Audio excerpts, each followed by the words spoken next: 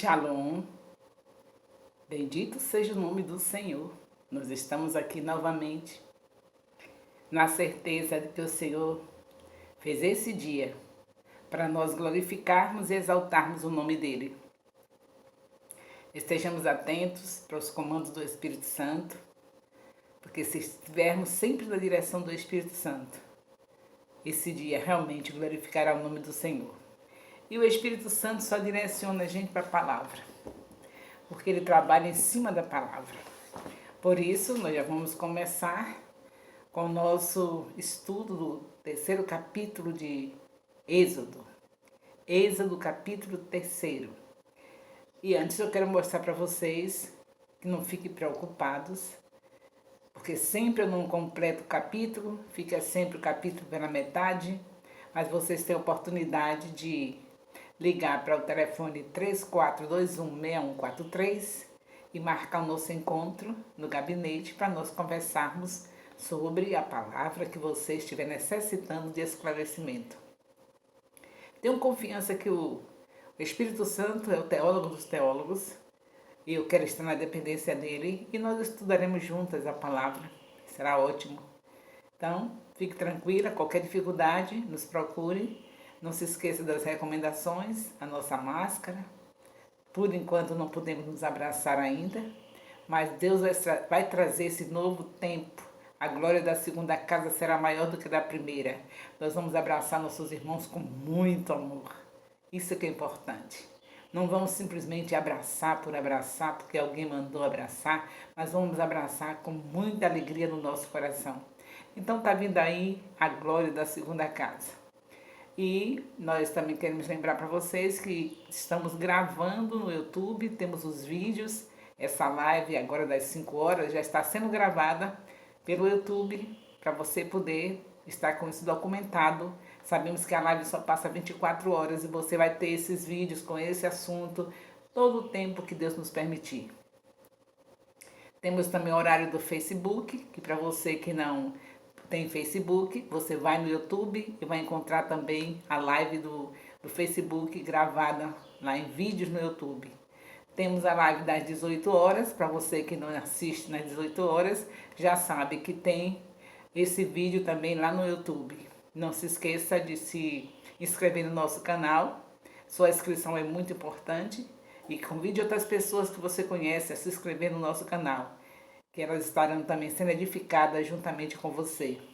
Não se esqueça também que o apóstolo Elias, a live dele que está sendo feita no horário das 19 horas todos os dias, também está gravada no YouTube, no meu canal por enquanto. Aguardando que vocês também se inscrevam no canal do apóstolo Elias. Eu sei que a maioria já se inscreveu, mas precisa colocar os seus parentes, seus familiares, estimular outras pessoas do ministério para se inscrever, porque ele precisa fazer 1000 inscrições. Então, por enquanto, ele está no meu canal. Vocês podem assistir hoje a live que foi colocada ontem, às 19 horas. Vamos começar agradecendo a Deus também pela vida de cada uma de vocês. Muito obrigada, Senhor, pela vida da Dalva, da Anitta, da Bispa Marinalva, de todos que estão interessados em meditar na Tua Palavra e estão se esforçando para esses horários sacrificiais estarem juntos aprendendo a Tua Palavra. Sei que a bênção já está garantida, o Senhor diz que aquele que medita na Tua Palavra de dia e de noite prospera, então a prosperidade está vindo a cada dia para nossas vidas, num nível bem mais amplo do que nós imaginamos. Oramos em nome de Jesus. Bem, queridos, vamos começar aqui, capítulo 3 de Êxodo. É a segunda etapa dos 40 anos da vida de Moisés. Está aqui a segunda etapa. Então, eu disse a vocês que ele passou 40 anos no palácio do Egito, aprendendo tudo, aprendendo a ser alguém. E se tornou alguém muito importante, com a cultura egípcia, com todos os estudos do Egito. E depois ele passa 40 anos aprendendo que não é ninguém. Veja como Deus é maravilhoso, né? 40 anos aprendendo a ser alguém, depois 40 anos do deserto, desfazendo toda aquela ideia de que ele era uma grande coisa, que ele era muita coisa, Você vê que ele se achava tanto que ele foi logo matando um homem, se precipitou, começou o ministério antes da hora. Aí no deserto, 40 anos, ele aprende que ele não é ninguém. E depois dos 80, dos últimos 40 anos, 80 anos, agora ele tem mais 40 anos para formar 120 anos. E nesses últimos 40 anos ele aprende que Deus é tudo. Deus é tudo. Que nós possamos estar com esse aprendizado também de Moisés, saber que se você viver 90 anos, 100 anos, será assim. Teve uma etapa que você estava aprendendo a ser alguém. Seus pais trouxeram todas as informações, conhecimentos necessários para você ser essa pessoa, essa doutora, essa pessoa importante. Mas, se você vai viver 90 ou mais do que isso, nos 30 anos você vai ter agora outra ideia, vai entrar em outra dimensão, vai desfazer tudo que você achou que era, vai se tornar um ninguém. E quando chegar aos 60, você vai aprender que Deus é tudo. E aí vai até os 90, aprendendo que Deus é tudo. Então está aqui o nosso querido Moisés, na segunda etapa de treinamento para ser ninguém. Eita, que coisa linda, né? Para ser ninguém. A segunda etapa, dos 40 anos, é aprendendo a ser ninguém. É uma escola divina, apacentar rebanhos no deserto por 40 anos. Isso aí era uma escola, um aprendizado. Você imaginou o que significa apacentar ovelhas no deserto? Passa por tudo, né? Tudo que um homem pode temer está ali naquele momento, naqueles dias que estiveram no deserto. Então, Moisés foi este homem que passou pela escola divina. Essa escola divina foi 40 anos no deserto, passando por aflições. Como diz o apóstolo Tiago, no capítulo 1, de 2 a 4, essas aflições é para a glória de Deus. Foi para deixar esse homem sabendo que ele não era ninguém. As aflições é a maneira de o Senhor nos ensinar. É a escola divina. Cada aflição é um ensino, é um aprendizado. Mas o Senhor diz que nos livra de todas elas. Aprendeu, ele já tira aquela aflição. E depois vem outra. Aprendeu, ele já tira aquela aflição. Aí depois vem outra. O nosso consolo é que ele vai sempre nos ensinando. Como está escrito em Salmos 34, versículo 19. São muitas aflições dos justos, mas o Senhor nos livra de todas elas. Em cada uma delas você vai conhecendo mais a Deus. O que nós queremos mais do que isso? O mais importante para nós é conhecermos aquele que nos criou, aquele que mandou seu único filho para morrer por nós. Isso é o mais importante. Então, está vindo uma aflição? Já sabe, é um aprendizado. E vai durar para sempre? Não, vai sair. Ele diz que livra de todas. Aí depois vem outra? Vem. E depois é o quê? Outro aprendizado. Então sigamos assim, conheçamos e prossigamos em conhecer o Senhor. No versículo de 1 a 6, você vê Moisés no deserto, perto do Sinai, onde ele vai receber, mais tarde ele vai receber o Pentateuco, as tábuas da lei e tudo que Deus quis revelar sobre o Pentateuco. Ele está perto desse lugar, perto do Sinai. E ali tinha uma sarça, e ele começou a ver a sarça incendiada, uma sarça ardente. Ali era mais um aprendizado para Moisés, a sarça ardente.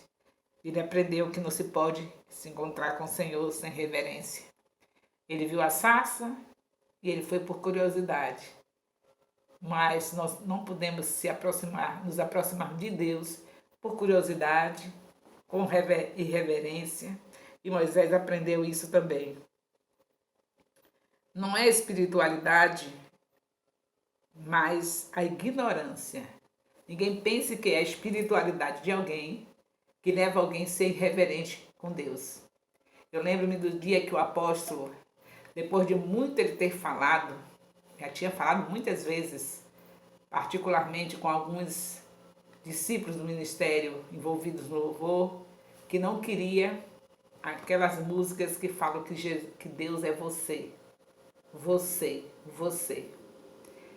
Ele já tinha falado várias vezes, eles já sabiam, e certo dia o apóstolo, no meio de todos, numa grande reunião, o apóstolo mandou que parasse. Eles já tinham sido convocados muitas vezes a deixar de cantar qualquer melodia que fale que Deus é você. Isso não quer dizer espiritualidade. Eles alegam, quando fala você, nós alegamos, quem sabe nós também já tivemos assim, essa tendência de ter essa irreverência de chamar de você. E o que nós alegamos é o seguinte, é que nós somos tão íntimos de Deus que podemos chamar Ele de você. Não se esqueça que não vamos esquecer que os querubins, vamos esquecer que 24 anciãos, 4 seres viventes, eles estão íntimos de Deus. Não tão íntimos que estão lá nos céus. Lá nos céus não entra pecado, eles estão lá porque estão íntimos do Senhor. E como é que eles ficam o tempo todo? Santo, santo, santo é o Senhor Deus, Todo-Poderoso. Santo, santo, santo é o Senhor Deus, Todo-Poderoso. Por que esses 24 anciãos não ficam falando você, você, você, você? Por que eles não ficam? Eles são íntimos de Deus. Mas nós humanos inventamos coisas, né? Estou falando de mim, viu? Agora não sei se está servindo para alguém mais. A gente gosta disso. De apresentar uma espiritualidade inventada por nós, que não vem do Espírito Santo. Então, cada vez que você vê alguém tratando Deus de qualquer maneira e se achando que é porque está muito espiritual, fique sabendo que isso não é espiritualidade, isso é ignorância.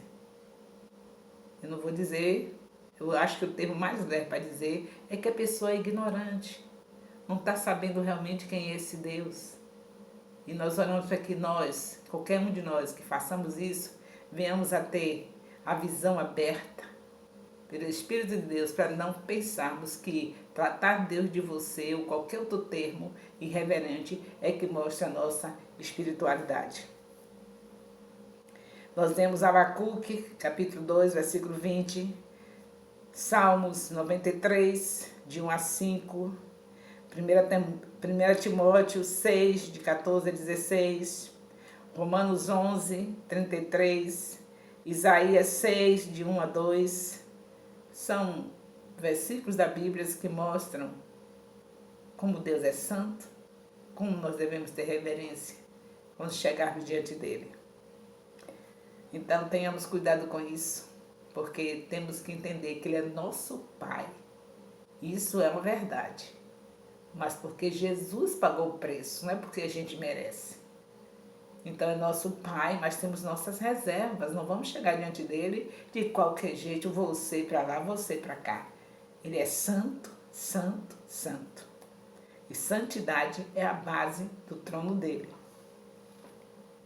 A gente acha bonitinho, não é? Assim como nós achamos bonitinho deixar nossos filhos dando bom dia, chamando de você, a gente acha lindo. Tudo que não presta, a gente acha lindo. Eu me lembro que na década de 70, quando nasceu minha primeira filha, e as revistas mais relevantes da época, não eram revistinhas qualquer, não, revista que tinham valor, né? Com os estudos seculares, com artigos que eram bons para, assim, digamos assim, em sabedoria humana. E eu comecei a ler uma revista chamada Pais e Filhos, e aprendi muita coisa que estava contra os princípios bíblicos. Um deles é o filho dizer bom dia, tomar banho junto com papai e mamãe, todo mundo nu, uma beleza. São as mudanças que levaram a gente a chegar ao estado que estamos hoje. O mundo está nesse caos aí por causa disso. Porque nós esquecemos que Deus é santo, santo, santo. E eu me lembro que eu aprendi essas coisas, eu dizia à minha filha, falar com minha filha, bom dia, minha primeira filha, achava lindo. E o banho, tomar banho junto, ah, que coisa linda. Depois eu lembrei, a minha avó nem era uma cristã, no nível que a gente imagina, mas era uma pessoa temente a Deus. E minha avó não aceitava nenhuma dessas coisas que na década de 70 estava no auge. Aí eu lembrei que nós devemos lembrar dos ensinos, está lá no livro de Provérbios, das pessoas mais velhas, que a gente não deve rejeitar os ensinos, mesmo se não for um ensino correto. Deus vai mostrar para nós e vamos saber como rejeitar, como fazer para não estar ofendendo uma pessoa que é autoridade sobre nós. Uma avó é alguém que viveu muito mais do que nós e tem experiências no dia a dia. E muita coisa do que eles dizem, que os avós falam, são coisas verdadeiras. Às vezes, sem ter conhecimento da Bíblia, eles falam coisas verdadeiras. Do jeito deles, mas falam. Então, não é de qualquer jeito que a gente chega e abandona os ensinos de um avô e de uma avó. Não é de qualquer jeito. A gente tem que saber como rejeitar, sem ofendê-los, se descobrir que está contra os princípios bíblicos. Mas a minha avó tinha muita coisa que estava do jeito que ela falava, não era o jeito como está no versículo, mas que tinha a ver com os versículos da Bíblia.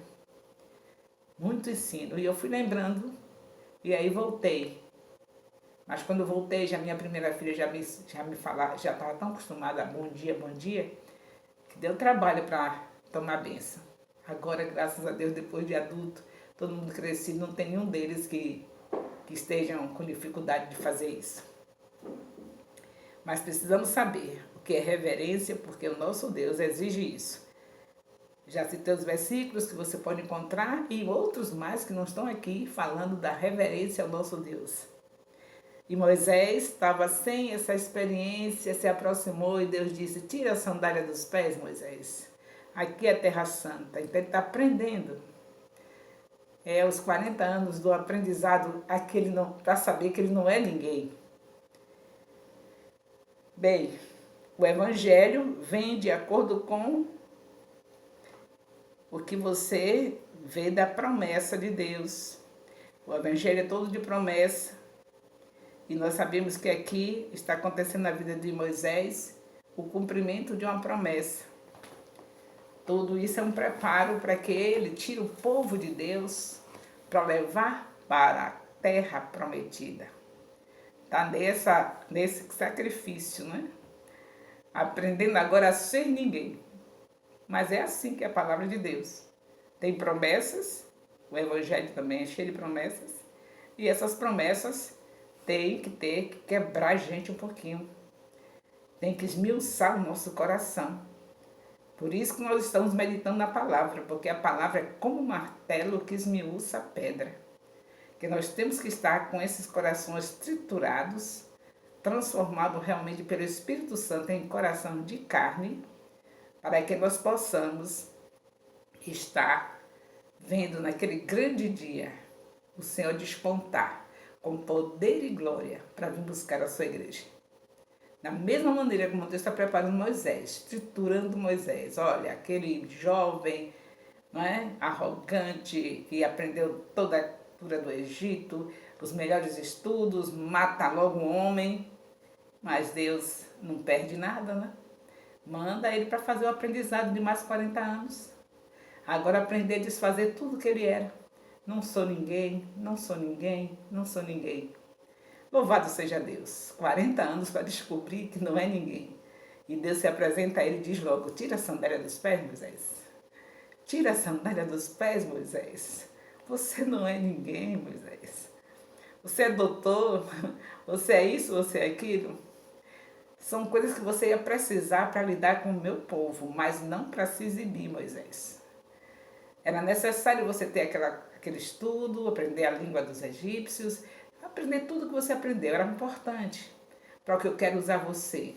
Porém, Moisés, você não é ninguém, tire a sandália dos pés.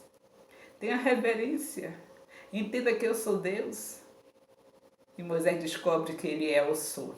Eu sou o que sou. Louvado seja Deus. Eu creio que muitos de nós já estamos descobrindo isso também, não é? Depois de 30 anos sendo alguém, com certeza aos 60 tem gente que já está sabendo que não é ninguém, e dos 60 aos 100 vai aprender que Deus é tudo. É isso que Deus tem nas nossas vidas, não é diferente de Moisés. Até os 30, tudo que papai fez, eu sou a doutora, sou isso, sou aquilo. Depois você vai descobrir, que estou falando para aqueles que são chamados pelo Senhor, que são salvos por Jesus Cristo. Depois vai descobrir, dos 30 em diante, eu não sou ninguém, eu não sou ninguém, eu não sou ninguém. Eu sou apenas uma serva do Senhor Jesus Cristo. Sou uma serva do Senhor Jesus Cristo. É isso que eu sou. E quando chegar aos 60 em diante, Ele é tudo, Ele é tudo, Ele é tudo. Não tem mais um negócio do eu, agora é Ele, Ele. Aí entra os pronomes pessoais invertido. Não é do jeito que você lê na gramática. Não é do jeito que você lê, que você aprende na escola, que você aprendeu na escola. Você tem seu doutorado, tem tudo aí, sabe muito bem que é eu sou, tu és. Aí você vai mudar. Você vai dizer, ele é, você é, e eu, nada. Só a terceira pessoa. Eu, depois dele, depois de você, depois eu. Aí já é. Depois que chega a terceira etapa. 30 anos para aprender que é alguém, mais 30 para aprender que não é ninguém, e depois mais 30 para chegar aos 90 sabendo que Ele é Deus, que Ele é o Todo-Poderoso, que não somos nada sem Ele. É isso que nós estamos aprendendo.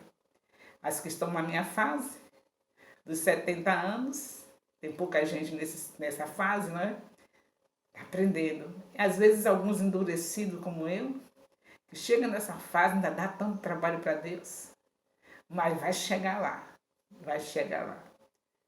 Nós somos resistentes.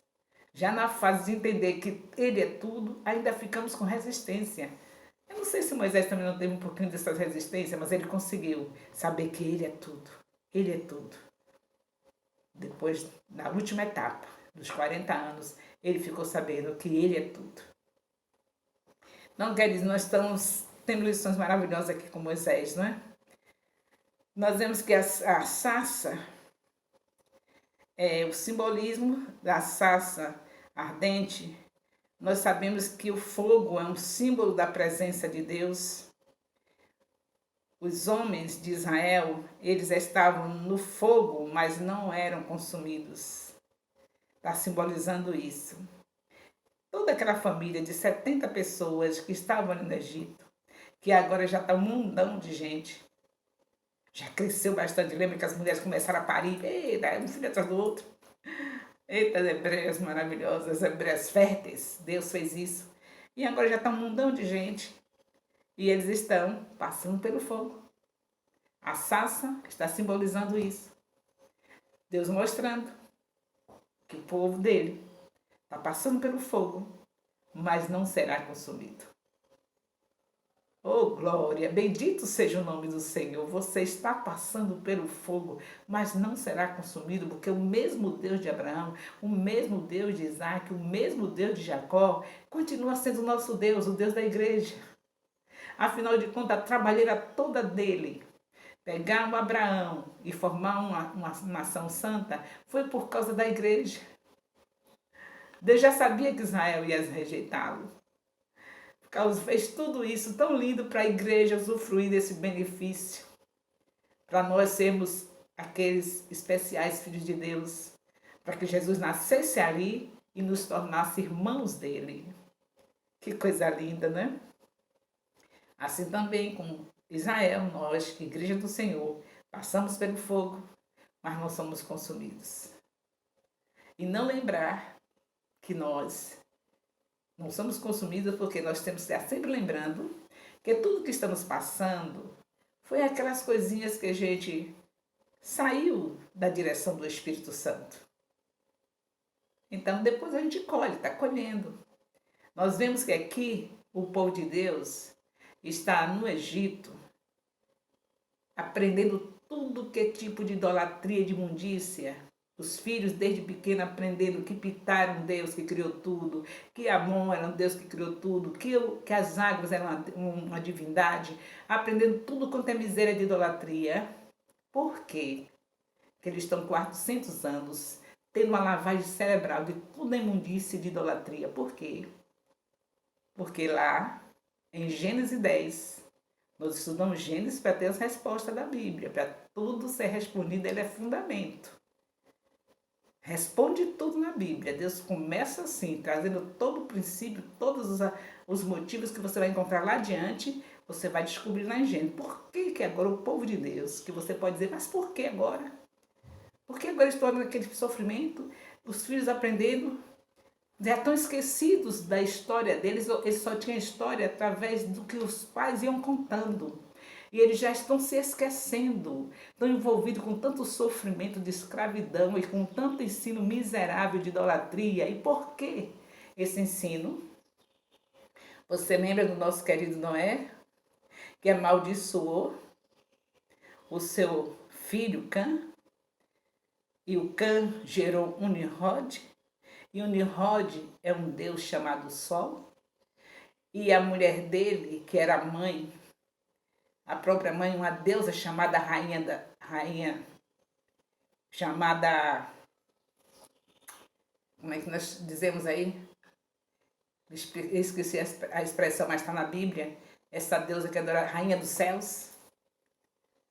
Estão lembrando disso? Quem causou tudo isso? Para que eles estivessem no meio da idolatria. A Babilônia, que foi fundada por Nimrod, o bisneto de Noé, é a mãe de todas as falsas religiões. E o Egito estava cheio de todas as falsas religiões. E o povo de Deus passando por esse fogo.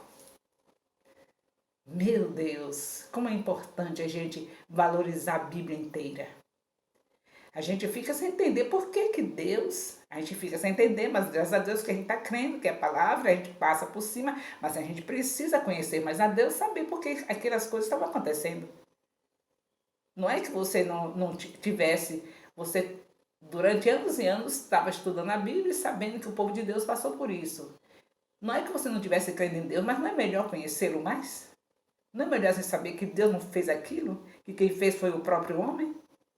Que eles chegaram àquele nível de sofrimento, de estar seus filhos aprendendo cada nome miserável de deuses. Até os nomes já faziam medo. Marduk, um monte de deuses, todo tipo de miséria. E aí a gente, por que a gente fica sabendo? A gente crê no Senhor, muito obrigada a Jesus, porque o Senhor me deu fé. Mas por que aconteceu isso mesmo, hein? Por que esse povo passou por essa miséria toda, seus filhos aprendendo essas misérias todas? Por quê? O povo do Senhor, porque eles plantaram lá.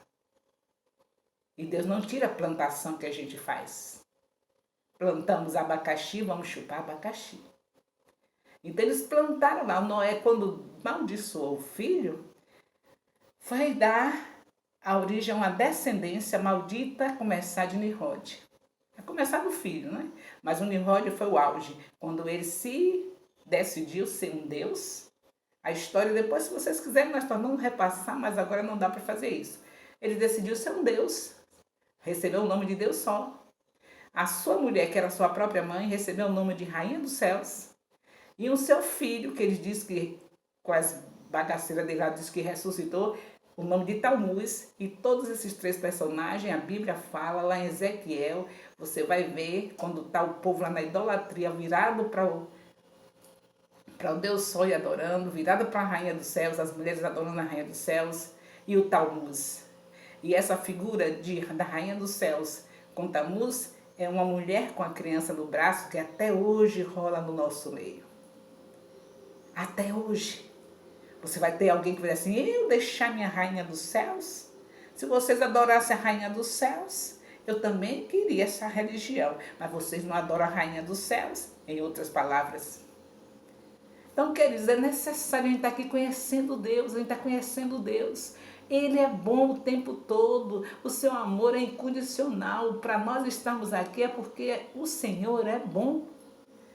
Veja por que esse povo está lá no Egito e precisa de Deus levantar um libertador para tirá-lo de lá. É porque eles plantaram. Por isso que tem que demorar de chegar na terra prometida. Passar 400 anos escravizados e vendo tudo que eles plantaram. Tudo que eles plantaram.